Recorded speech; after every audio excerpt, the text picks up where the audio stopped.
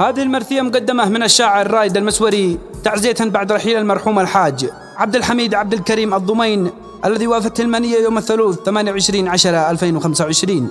وكما يعزي ابن الفقيد الدكتور محمد عبد الحميد وأخوانه خالد عبد الحميد ونصر عبد الحميد وعبد الحميد عبد الحميد وفارس عبد الحميد ومجاهد عبد الحميد ويزن عبد الحميد واسكندر عبد الحميد وسيف عبد الحميد وكافة أسرة آل الضمين. أداء المنشد زيد صعفاني. يا الله يا إله البشر خفف حزننا والضجر، يا من بيدك أمر القدر، يا رحمن باقي نستعين. قال الشاعر المسوري هدم بعيون مطري، حزني في الكبد والمري والخمس الحواس والجبين. الموت ابن الضمين فاجعه، هز الشامخ الرافعه، والعين بالحزن دمعه، من بعدك بكت كل عين. الموت هز كل القلوب، انشرح تعز الشعوب، تبكيك الشمال والجنوب، يا عبد الحميد الضمين. في يوم الثلاث انتقال عند الله اللي ربه رحال،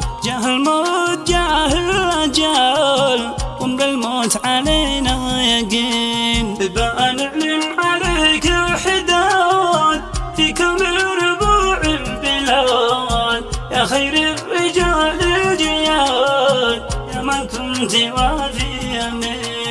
مات الحاج عبد الحميد بكن دوم نجمي وجيد، موته قد ربتنا ربيت، والقى كل واحد حزين. زاد الحزن وسط الغريب بعد الحاج عبد الحميد، موته هز كل العبيد، وابتنى وزاد الحنين. وأعزي عيال الفقيد كل أولاد عبد الحميد، والدكتور محمد أكيد، وابناء الفقيد أجمعين.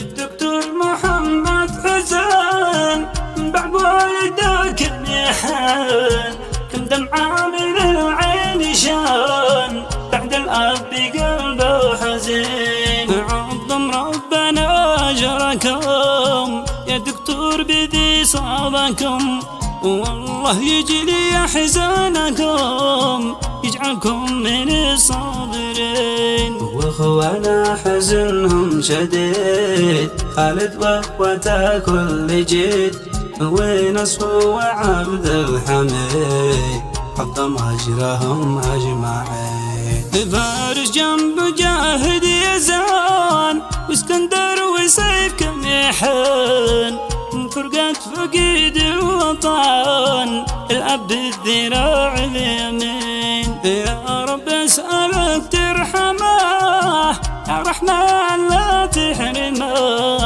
يا رب السماء اكرمه، في الجنة مع الصالحين. والخط بالصلاة والسلام